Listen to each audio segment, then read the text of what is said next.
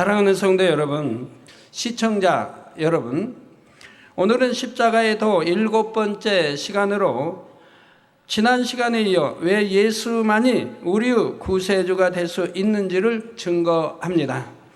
이 말씀의 내용은 우리가 구원받고 능력 있는 신앙생활을 하는 데 있어서 너무나 중요한 핵심적인 내용입니다.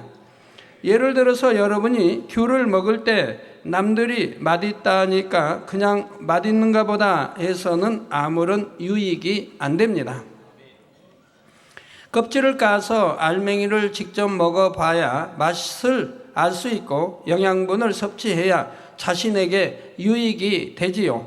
믿음도 마찬가지입니다. 주 예수를 믿으면 구원받는다, 이렇게 머리로만 안다고 구원받는 것이 아니고 그냥 믿으라니까 막연히 믿습니다 하는 것만으로는 능력 있는 신앙생활을 할 수가 없습니다.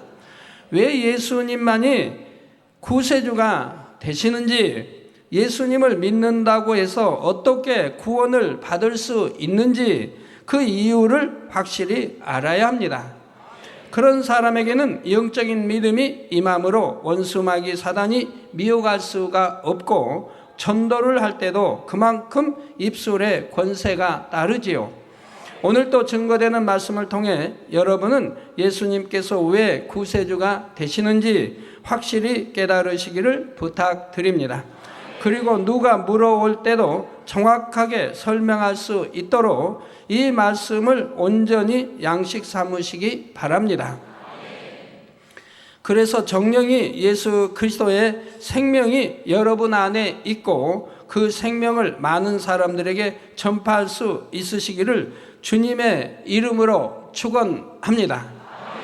사랑하는 성도 여러분, 시청자 여러분, 죄인된 인류가 구원받으려면 그 죄를 대속해 줄 구세주가 필요한데 인류의 구세주가 되려면 그에 합당한 자격을 갖춰야 한다 했습니다. 그 첫 번째 조건은 사람이어야 한다고 했지요. 그래서 첫 번째 조건은 여러분들도 해당이 되었지요. 토지무르기의 법칙에 의해 아담의 근족인 사람만이 인류의 죄를 대속할 자격이 있는 것입니다. 예수님은 분명히 사람으로 이 땅에 태어나셨음을 역사가 증거하고 있으니 첫 번째 조건에 합당하십니다. 다음으로 두 번째 조건은 무엇이라 했습니까? 아담의 후예가 아니어야 한다 했지요. 아담의 후예는 모두가 죄인이기에 죄인들의 죄를 대속할 수는 없는 것입니다. 여기까지는 지난 시간에 증거한 내용입니다. 성도 여러분, 그러면 왜 아담의 후손들은 모두가 죄인일까요? 아담의 후손은 이미 태어나면서부터 아담의 죄를 물려받고 태어나기 때문입니다. 이 말이 무슨 뜻인지 좀 더 자세히 설명해 드리죠. 하나님께서는 사람을 창조하실 때 아담과 하와에게 생명의 씨를 주셨습니다. 곧 남자의 정자와 여자의 난자가 결합되어 새로운 생명이 잉태되게 하신 것이지요. 그런데 작은 생명의 씨인 정자나 난자 안에는 부모의 기가 다 들어있다는 사실입니다. 부모의 성품이나 성질, 본성, 외모, 심지어는 습관에 대한 내용까지 다 들어있지요. 그러니 이러한 정자와 난자로 잉태된 자녀들은 부모의 얼굴도 닮고 체형도 닮게 되며, 부모, 아버지가 굉장히 체형이 건장하면 그것도 아들도 자녀도 체형이 건장하게 나오는 걸 보지요. 체형도 닮게 되고 또 성품이나 습관도 닮습니다. 부모가 혈기가 많으면 그 자녀들도 혈기가 많을 가능성이 크고, 부모가 온순하고 부드러운 성격일 때는 자녀들의 성격도 되게 온유한 편이지요. 어떤 경우는 자녀가 어릴 때 아버지가 돌아가셨는데도 자녀가 자라면서 걸음이나 잠버릇, 식성 등이 돌아가신 아버지를 닮게 되는 것을 볼 수가 있습니다. 부모만 닮는 것이 아니라 부모의 부모, 곧 할아버지나 할머니를 닮는 경우도 있지요. 이처럼 조상의 기질이 후대에 전해져서 자손에게 그대로 드러나게 됩니다. 아담 이후 조상 대대로 전해진 기질, 습성, 성품 등이 부모의 정자와 난자를 통해 후손들에게 고스란히 전해지는 것이지요. 물론 같은 부모의 자녀라 해도 자녀에 따라 어떤 기질은 좀 강하게 나타나기도 하고 좀 약하게 나타나기도 하는 등 겉으로 드러나는 정도의 차이는 있지만 근본적으로는 부모의 기를 다 갖고 있는 것입니다. 그런데 이렇게 조상으로부터 전해지는 기 속에는 죄성도 포함되어 있습니다. 첫사람 아담이 타락한 때부터 조상들의 죄성이 자손들에게 전해진 것입니다. 이것이 바로 원죄입니다. 그래서 아담의 후예로 태어난 모든 사람은 태어나면서부터 아담의 죄성을 물려받은 죄인이지요.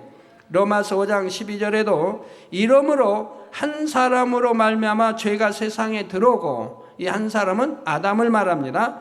세상에 들어오고 죄로 말미암아 사망이 왔나니, 죄의 삭은 사망이기 때문에 죄로 말미암아 사망이 왔나니 이와 같이 모든 사람이 죄를 지었으므로 사망이 모든 사람에게 이르렀느니라 했습니다.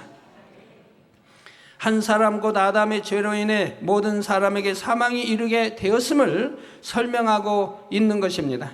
이렇게 사람이 태어날 때부터 죄인이라 하면 갓난 아이들은 너무나 순수하고 깨끗하게 보이는데 그 아이들에게 무슨 죄가 있다는 말인가 하고 이상하게 생각하는 경우가 있지요.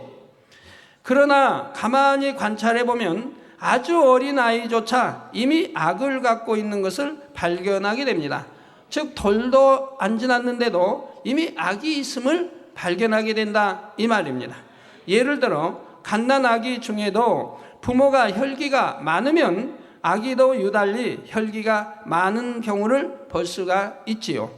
배가 고파서 울 때 젖을 좀 늦게 주면 얼굴이 새빨개지고 숨이 넘어갈 정도로 울어대는 것입니다. 곧 그냥 옆에서 지켜보면 숨이 넘어가는 것 같아요. 그렇게 울고 있을 때는 엄마가 젖을 물려줘도 아기는 젖을 빨려고 하지 않고 신경질적으로 울기만 합니다. 그거 도래질만 해요. 입에 넣어주면 빼버려요. 왜 배고프다는데 빨리 안 줬느냐는 것이죠. 왜 달라고 배고프다고 울었는데 왜 빨리 안 줬느냐는 거예요. 이제 화가 나서 먹기도 싫다는 의미입니다. 태어난 지 얼마 되지도 않아서 아직 말도 통하지 않는 어린 아이에게 누가 이런 혈기와 짜증을 가르쳐 주었겠습니까? 누가 가르쳐 주거나 심어준 것이 아니라 이미 처음부터 부모의 죄성을 물려받고 태어난 것입니다. 저는 농촌에서 자랐기 때문에 또 방학하면 이제 서울에서 방학하면 이제 농촌에 가서 방학을 보내죠. 그래서 이제 많이 아이들을 보게 됩니다. 제가 주영근 목사님도 제가 방학하면 가서 업고 다니면서, 어머니는 들에 가서 밭일, 논일을 하니까 업고 다니면서 새 때가 되면 이제 젖을 물리니까 가서 젖을 물리고, 그리고 제가 업고 집에 와서 그 집도 봐주기도 덜어 했어요. 그러니까 내 등에다가 오줌도 참 많이 쌌죠.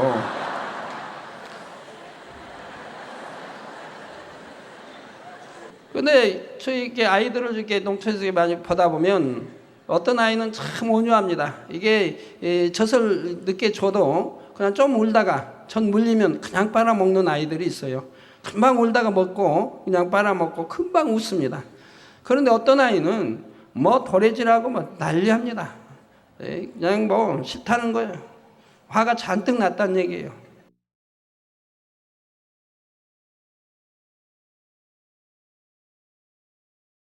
태어난 지 얼마 되지도 않아서 아직 말도 통하지 않은 어린아이에게 누가 이런 혈기와 짜증을 심어줬느냐 이 말입니다.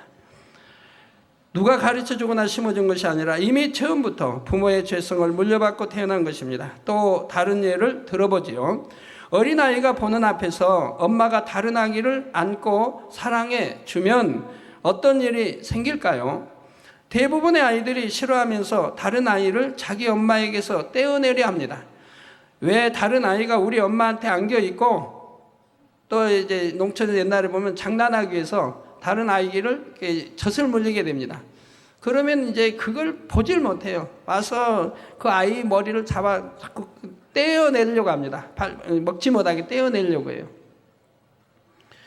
왜 우리 엄마의 사랑을 받느냐 하는 마음으로 속상해하는 것입니다. 다른 아이를 엄마에게 떼어내려고 해도 자기 마음대로 되지 않으면 엄마에게 짜증을 내고 엄마를 때리기도 합니다. 아이를 떼면 안 되면은 돌아가가지고 엄마 등을 막 때리면서 막 웁니다. 그래도 계속 이 말을 듣지 않으면 그대는 앙 하고 울어버리는 것을 볼 수가 있습니다. 만약 어린아이에게 죄가 전혀 없이 선하고 깨끗한 마음을 가졌다면 이런 반응을 보일 리가 없습니다. 진리는 좋은 것을 서로 나누어 주는 것이기에 자기 엄마의 사랑을 다른 아이가 나누어 받는다면 싫어하는 것이 아니라 오히려 기뻐해야 합니다. 그러지 못하고 싫어하는 이유는 우리 엄마의 사랑은 나만 받아야 한다는 욕심과 시기, 질투가 있기 때문이지요. 그렇다면 이 아이에게 누가 시기, 질투와 욕심, 짜증 이런 죄악을 심어 주었을까요? 누가 가르쳐 준 것이 아니라 아담 이후로 전해진 죄성을 물려받고 태어난 것입니다. 그러니 시편 51편 5절에 보면 다윗도 말하기를 내가 죄악 중에 출생하였으며 모친이 죄 중에 나를 잉태하였나이다 한 것이지요. 이처럼 모든 사람은 아담의 후손이며 원죄를 갖고 태어났으니 사람으로서는 아무도 구세주가 될 수가 없습니다. 심지어는 병도 부모의 병이 유전되어 나오는 것을 볼 수가 있습니다. 그런 병들이 있습니다. 여러분이 한번 생각해 보세요. 눈에 보이지도 않은 적은 씨, 정자와 난자, 눈에 보이지도 않아요. 너무 적기 때문에. 그런 씨 안에 어떻게 이런 성품, 성질, 외모, 모양, 습관, 버릇 모든 것이 다 들어있습니까? 거기에다가 그렇게 보이지도 않은 적은 씨 안에 바로 병균도, 부모가 가지고 있는 병균도 들어있다가 그 병균이 또 자식대에 유전돼 나오는 것을 볼 수가 있습니다. 그래서 그 유전되는 나오는 병들이 있지요. 참 놀라운 일입니다. 어떤 부모는 예를 들어 엄마가 여기 큰 점이 있습니다. 큰 점이 있으면 그 아이에게, 자녀에게도 그 장소까지 똑같이 그 자리에 점이 생겨나는 것도 여러분들이 보실 수 있을 겁니다. 이렇게 오묘합니다. 생명의 씨라 이렇게 오묘해요. 그 눈에 보이지 않은 적은 씨 안에 이런 모든 것들이 갇혀 있다가 그 성장하면서 위치까지도 똑같이 점이 박혀 나오는 것을 볼 수가 있습니다. 혹여입이 어떻게 된 분들은 또 자녀에도 보면 그대로 따라 나오는 것을 여러분들이 보실 수가 있었을 겁니다. 자, 오직 한 분 예수님만은 분명히 사람이시면서도 아담의 후손이 아니십니다. 그렇다면 어떻게 해서 예수님은 사람이면서도 아담의 후손이 아닌 것일까요? 예수님은 육적인 계보로는 다윗의 자손이요 요셉과 마리아를 부모로 하여 태어나셨습니다. 그런데 마태복음 1장 20절 후반절에 보면 저에게 잉태된 자는 성령으로 된 것이라 했고, 즉 정자와 난자의 씨를 받아 잉태한 게 아니고 성령으로 잉태됐다 이 말입니다. 마태복음 1장 23절 전반절에는 보라 처녀가 잉태하여, 즉 처녀가 아닌 곳에 이렇게 잉태시켰다고 한다면은 오해가 생길 거 아닙니까? 성녀로 잉태됐다는 거 안 믿으려고 할 거 아닙니까? 남자와 사랑해서 잉태됐겠지 이럴 거 아니겠습니까? 그래서 보라 처녀가 잉태하여 아들을 낳을 것이요 그 이름은 임마누엘이라 하리라는 예수님에 대한 예언의 말씀이 나옵니다. 모든 사람이 원죄를 타고 나는 까닭은 부모의 정자와 난자를 통해 부모의 죄성을 물려받기 때문이라 했습니다. 그런데 예수님은 요셉의 정자나 동정녀 마리아의 난자를 통해 잉태된 것이 아니라 성령의 능력으로 잉태되셨다 했지요. 전능하신 하나님께서는 사람의 정자와 난자가 결합하지 않는다 해도 성령의 능력으로 얼마든지 예수님을 잉태하게 하실 수 있는 것입니다.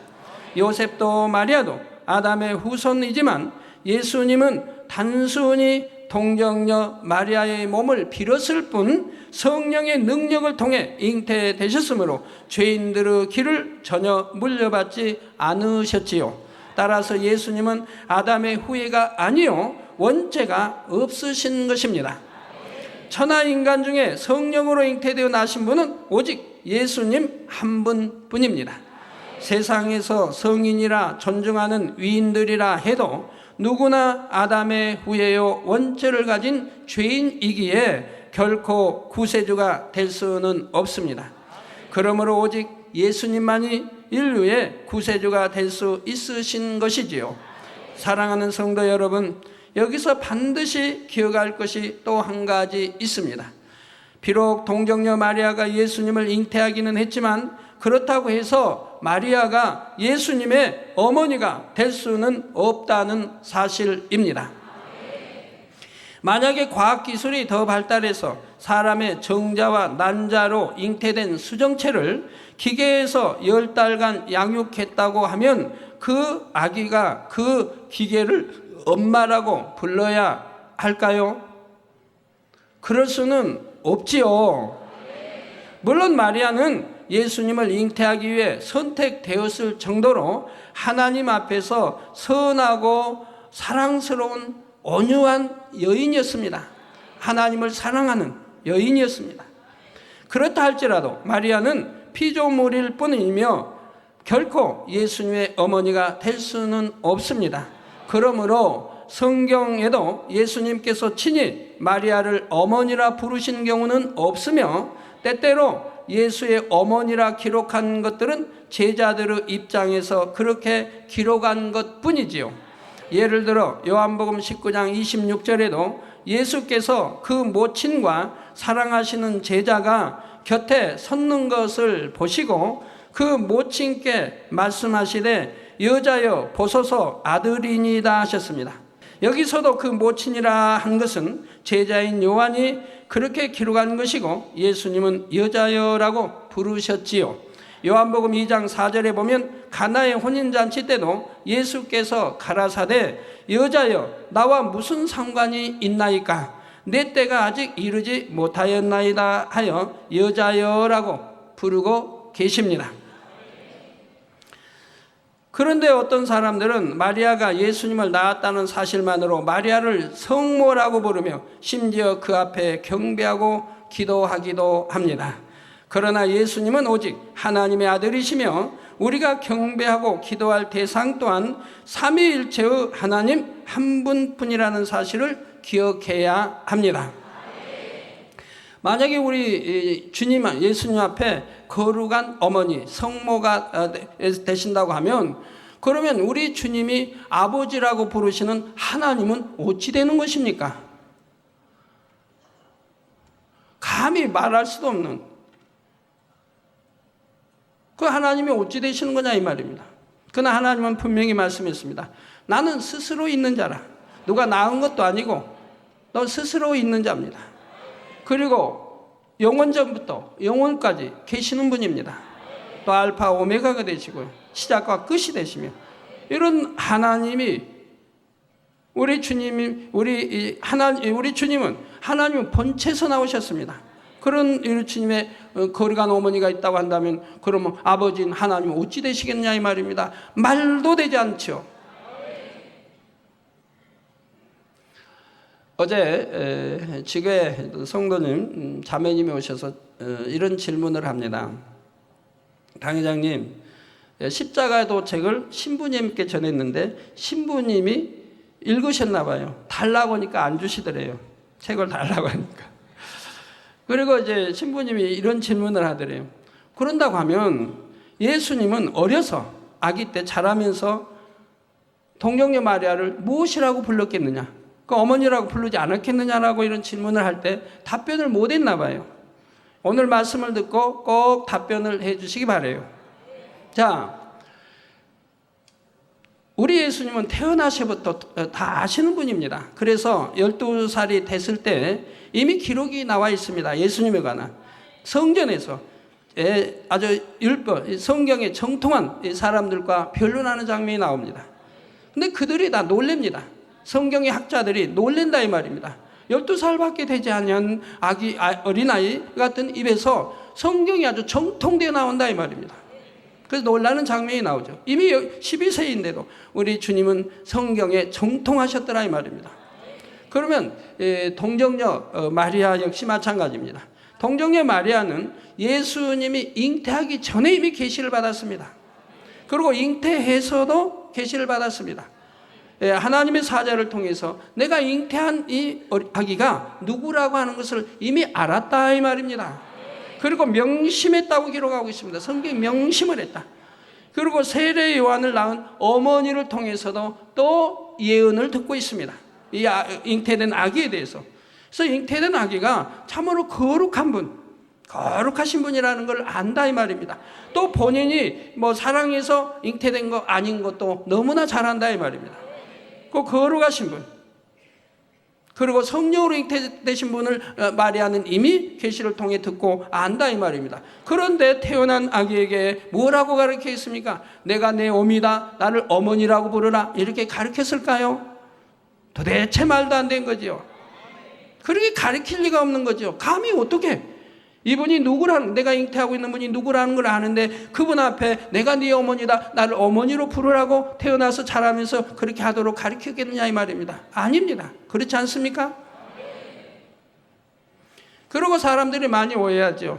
그 이제 육의 요셉은 목수이기 때문에 뭐 부모를 도와서 뭐 목수일을 이제 30대에서 하나님 일하기 전에는 부모를 도와서 목수일을 열심히 하고 했다고 말합니다.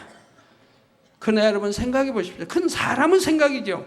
성경에 기록되어 있습니까? 아니지 않습니까? 사람은 생각이죠. 우리 주님은 성장하시면서 우리 이제 하나님의 일을 하기 30 전까지는 이제 산의 뒷산에 나사렛이라는 뒷산에 가셔서 열심히 하나님께 기도하며 성경을 상고하며 자기 때를 기다리신 분이라 이 말입니다. 하나님 우러러보며 늘 기도하며 그리고 성경을 상고하면서 자기 때가 알기 때문에 그 때를 기다리고 계셨던 분이라 이 말입니다. 그 귀한 시간에 나무 일이나 하고 목수일 하면서 집 짓고 그런 일에 했겠습니까? 그건 사람의 생각이라 이 말입니다. 이렇게 설교하시는 분들 이제 수정하시기 바래요. 인터넷 통해 듣고 있는 많은 분들, 테이프를 통해 듣고 있는 많은 분들이 수정하셔야 됩니다. 그래서 마리아를 성모라 부르며 심지어 그 앞에 경배하고 기도하고 합니다. 그러나 예수님은 오직 하나님의 아들이시며 우리가 경배하고 기도할 대상 또한 삼위일체의 하나님뿐이라는 사실을 명심해야 할 것입니다. 사랑하는 성도 여러분, 구세주가 되기 위한 세 번째 조건은 원수 마귀를 이길 힘이 있어야 한다는 것입니다. 전쟁터에서 포로로 잡혀간 동료를 구해내려고 해도 적군에게서 포로를 빼앗아 올 힘이 있어야 하지요. 영적으로도 원수 마귀에게 속한 사람을 구원하려면 원수 마귀를 이기고 사람을 되찾아올 힘이 있어야 합니다. 그런데 아무리 체격이 좋고 힘이 센 장정이라 해도 원수 마귀를 이길 수는 없습니다. 여기서 원수 마귀를 이길 힘이란 물리적인 힘이 아니라 영적인 힘을 의미하지요. 영계에서의 힘은 죄가 없는 데서 옵니다. 빛이 임하면 어둠이 물러가야 하는 것처럼 죄가 없이 빛 가운데 온전히 거하는 사람은 어둠에 속한 악한 영들을 이길 힘이 있는 것입니다. 죄에는 원죄와 자범죄가 있습니다. 원죄는 앞서 두 번째 조건에서 설명한 대로 아담으로부터 내려온 죄성을 말합니다. 이게 부모의 피를 통해 타고난 죄성을 말하는 것이라 이 말입니다. 자범죄란 태어나서 성장하면서 자라면서 스스로 짓는 죄를 말하지요. 사람들은 살아가면서 크고 작은 많은 죄들을 짓습니다. 무거운 죄를 지은 사람만 죄인이 아니라 가벼운 죄를 지은 사람도 마찬가지로 죄인입니다. 야고보서 2장 10절에 누구든지 온 율법을 지키다가, 모든 율법을 다 지키다가 그 하나에 거치면 모두 범한 자가 되나니 하셨죠. 이건 가벼운 거니까 괜찮다고 생각해서는 아니 되는 것이라. 기왕이면 큰 것도 지킬 수 있다면 가벼운 거 지키는 건 더 쉬운 건데, 기왕이면 다 지키지. 뭐 때문에 이건 큰 거니까 이건 꼭 지켜야 되고, 이건 적은 거니까 그냥 넘어가도 되고, 그건 말도 되지 않지 않습니까? 수많은 율법 중에 단 한 가지만 범해도 그는 이미 죄인인 것입니다.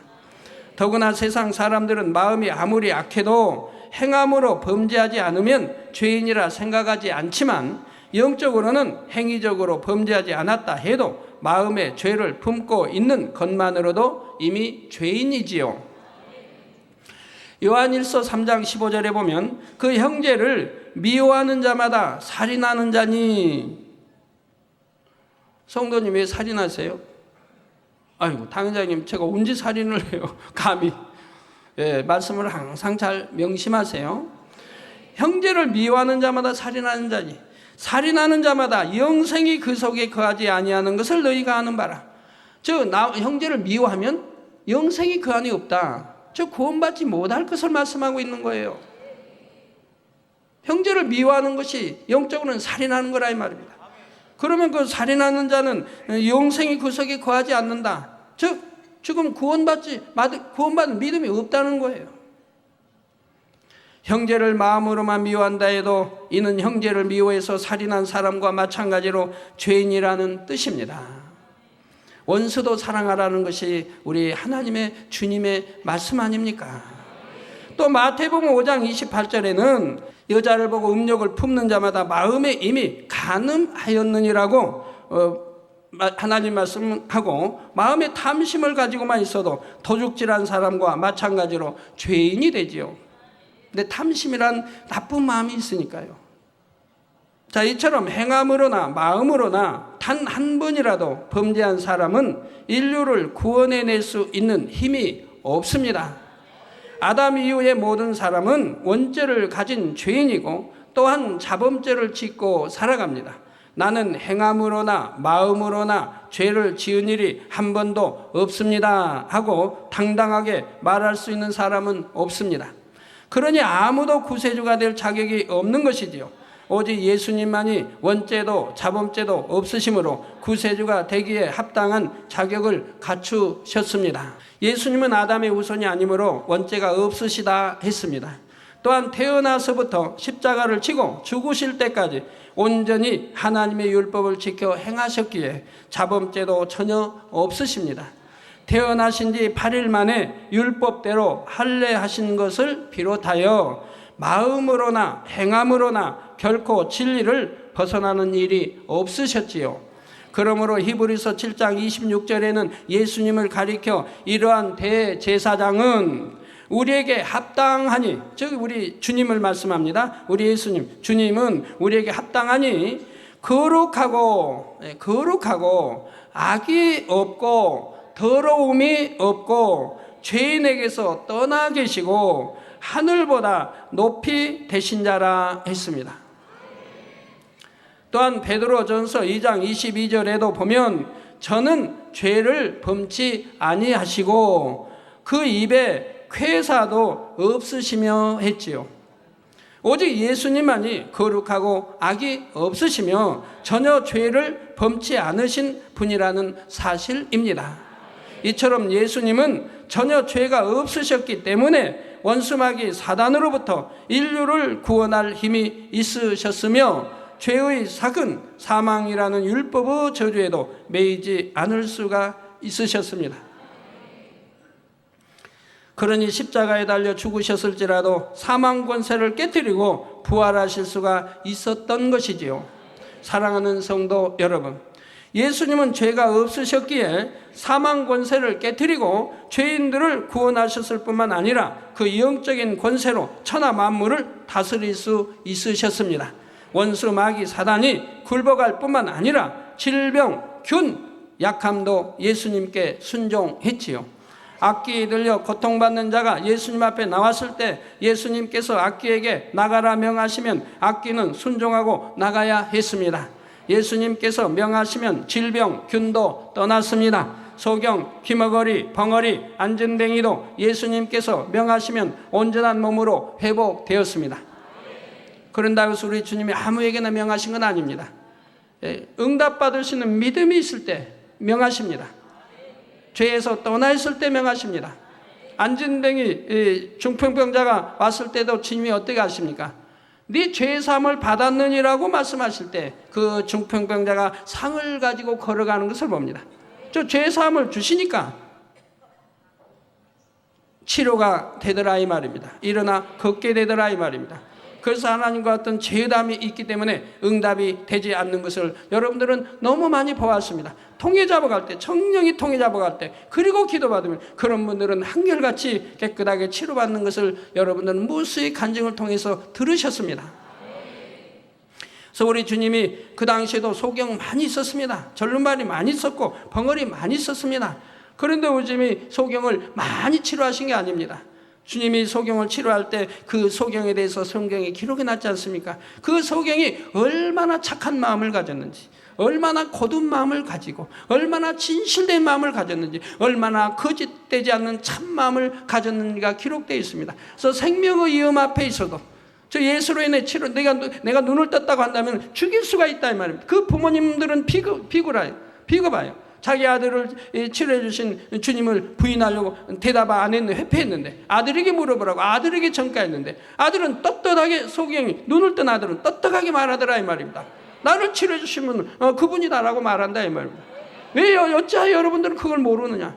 그분이 하늘로부터 오지 않았으면 어떻게 내 눈을 보게 하겠느냐라고 담대하게 이업 앞에서도 말하는 걸 본다 이 말입니다. 그런 참마음, 진실한 고든 마음, 정직한 마음, 이런 마음을 가졌기 때문에 우리 주님을 만나서 소경이 그 눈을 뜨게 된 것이라 이 말입니다.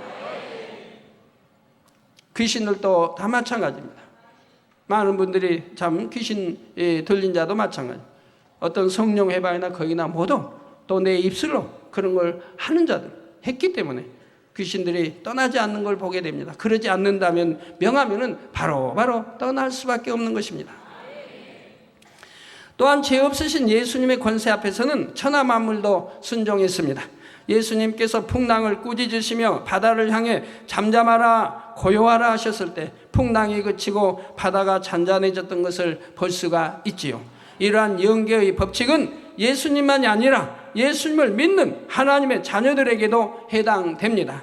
요한일서 5장 18절에 보면 하나님께로서 난 자마다 범죄치 아니한 줄을 우리가 아노라. 하나님께로서 나신 자가 저를 지키심에 악한 자가 저를 만지지도 못하느니라 했습니다. 즉 하나님께서 나신 자라고 하면 바로 성자 우리 주님 또 성령을 말씀한다 이 말입니다. 그래서 여러분 성령의 불담으로 지켜주기 때문에 질병이나 균 어떠한 것이 틈을 타지 못하는 것을 보고 어떤 재앙까지도 지킴받는 것을 여러분들이 보지 않습니까? 예를 들어서 여러분들이 어떤 몸에 상처를 크게 났습니다. 그러면 당연히 세상 방법으로는 소독을 해야 되고 그리고 주사도 맞고 붕대도 감아야죠. 그러나 우리 성도님은 어찌합니까? 믿음 있는 성도님들은 그대로 놔둡니다. 공기 중에 노출시킵니다. 그럼 공기 중에 아주 세균들이 다 있는데 그런 세균이 거기에 상처난 살에 단다고 하면 당연히 의학적으로 어찌 되겠습니까? 안 되지요. 그런데 여러분들은 왜 노출되게 붕대도 감지 않고 그리고 공기 중에 그냥 노출시켜 둡니까? 그런다고 주사를 어떤 주사를 맞은 것도 아니고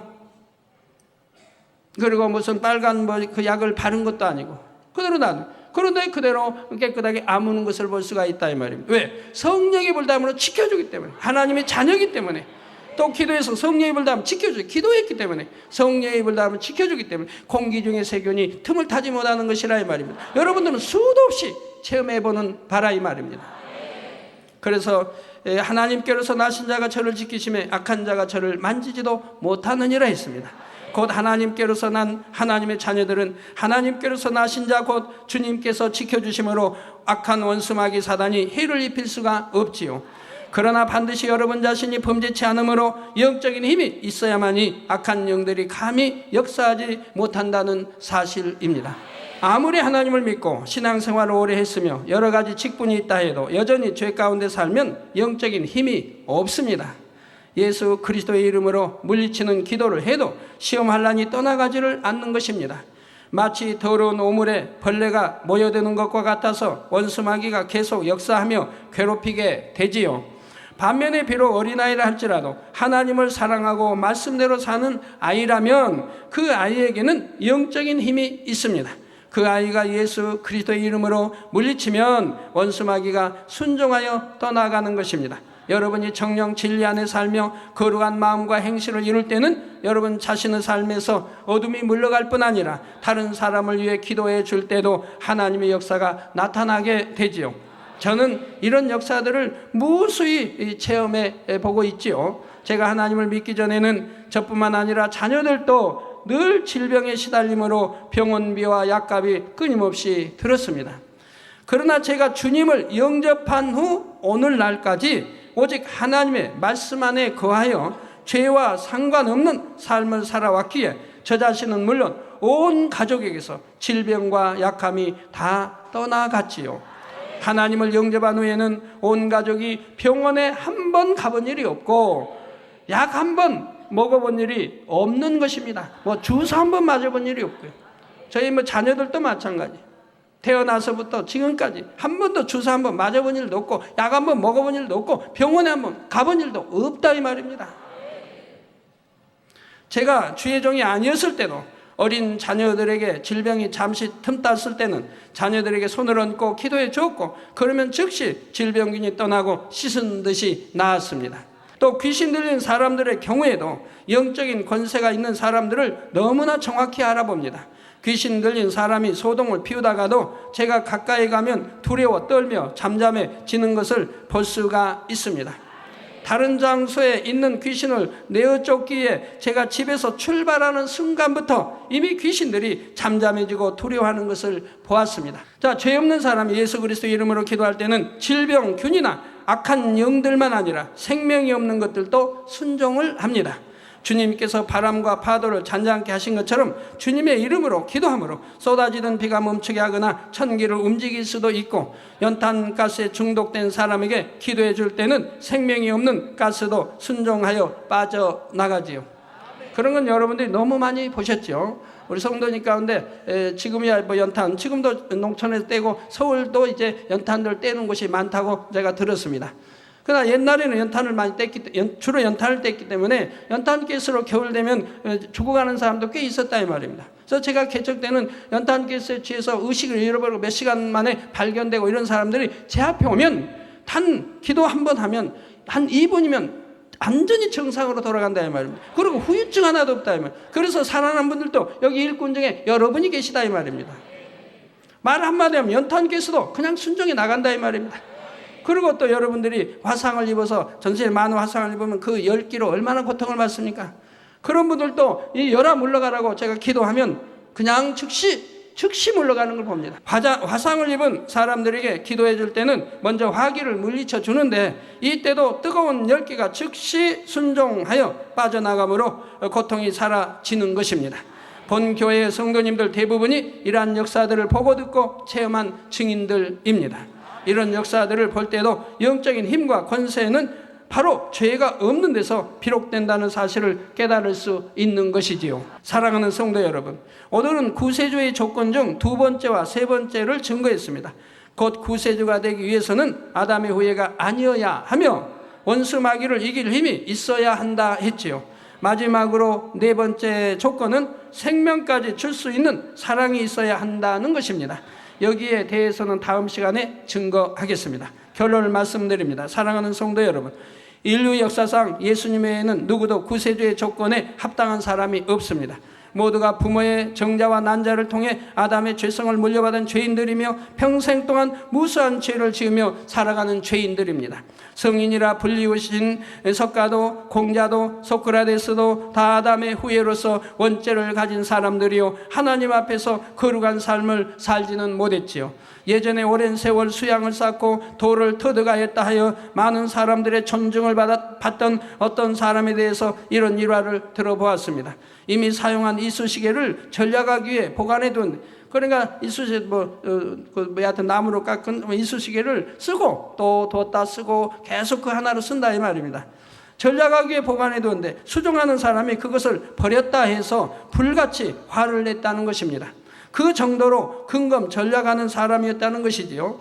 그러나 그가 그 혈기 하나 다스리지 못하고 겨우 이쑤시개 하나로 인해 자신을 섬겨주는 사람을 민망하게 만든다면 이를 어찌 의로운 일이라고 하겠습니까? 또 최근까지 세계적으로 추앙받던 어떤 사람은 오랜 세월 동안 온갖 질병에 시달리다가 결국 질병으로 죽음에 이르는 것을 보았습니다. 이처럼 세상에서 아무리 인정받는 사람이라 해도 정작 자신의 죄 문제조차 해결하지 못하며 영적인 권세가 없으므로 어둠을 물리칠 수 없다라는 사실이지요.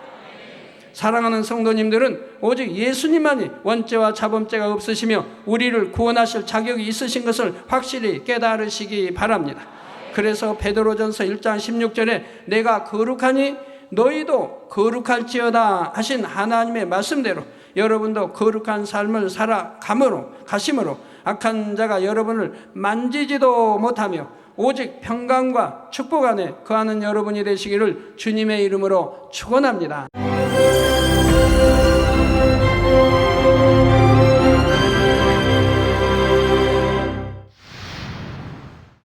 할렐루야. 전능하신 사랑의 아버지 하나님, 이 시간 기도받는 모든 성도님들 위해 안수하여 주옵소서.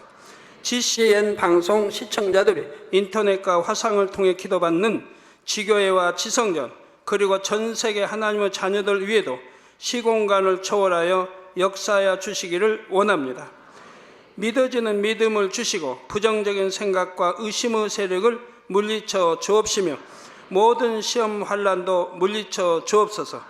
머리부터 발끝까지 오장육부 뼈 마디마디 온몸의 신경 조직 세포 등 아픈 곳마다 성령의 불로 태우시고 근본의 빛으로 역사하여 주옵소서. 예수 그리스도의 이름으로 명하노니 원수마귀 사단 모든 질병 균 연약함아 물러가라. 빛이여 임하라. 모든 불치 난치병도 성령의 불로 태워 깨끗게 하여 주옵소서. 말라리아를 비롯한 모든 풍토병도 물리쳐 주옵소서. 감기, 기침, 열, 몸살, 독감 등 각종 유행성 질병도 다 물러가라. 어떠한 유행성 질병 균도 틈타지 않게 지켜 주옵소서. 위암, 폐암, 간암, 유방암, 자궁암, 대장암, 피부암 등 각종 암과 에이즈, 백혈병, 뇌졸중, 고혈압, 저혈압, 심장병, 폐병, 위장병, 당뇨, 부인병, 피부병, 갑상선 질환과 모든 염증도 깨끗게 하여 주옵소서. 소아마비, 중풍, 관절염, 디스크도 온전케 하여 주옵소서. 요통, 두통, 신경통을 비롯한 모든 통증은 사라질지어다. 간질, 자폐증, 우울증, 조울증, 노이로제 등 모든 정신질환도 물러가라. 모든 마비된 것도 풀어지고 일어나 걷고 뛸지어다. 눈도 잘 보이게 하옵시고 귀도 잘 들리게 하여 주옵소서. 소경은 눈을 뜨고 기머거리는 들으며 벙어리는 말할지어다. 각종 사고 후유증도 깨끗게 하시고 부러진 뼈도 붙여 주옵소서. 화상 입은 것도 온전케 하옵시고 화기암 물러가라. 열도 물러가라. 아버지 흉터 나지 않게 역사해 주시기 원합니다. 마약을 비롯하여 각종 약물과 독극물 중독도 깨끗함을 입을지어다. 죽은 신경과 세포가 살아나며 죽은 자도 살아나게 하여 주옵소서. 잉태의 축복도 주시기를 원합니다. 잉태의 축복을 받으라. 예수 그리스도의 이름으로 명하노니 원수마귀 사단아 하늘 공중 곳에 잡은 악의 영들아 물러가라. 그의 사자들도 물러갈지니라.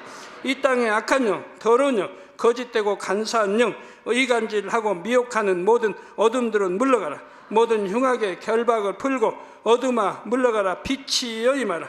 아버지 하나님, 부르짖어 기도할 수 있는 능력을 주시고 죄를 버리고 성결될 수 있는 능력을 주옵소서. 영원히 잘됨같이 범사에 잘되게 하시고 가정의 복음화도 이루어 주시기를 원합니다. 한 주간도 모든 사고와 재앙으로부터 지켜주시고 불통이 없는 형통한 삶을 살 수 있도록 축복해 주옵소서. 성령의 불담으로 천군 천사와 주님의 불꽃 같은 눈동자로 모든 하나님의 자녀들과 가정, 일도, 사업들을 지켜주시기를 원합니다. 학생들에게 지혜와 명철을 더하시고 공부할 수 있는 뜨거운 마음과 열정도 더하여 주옵소서.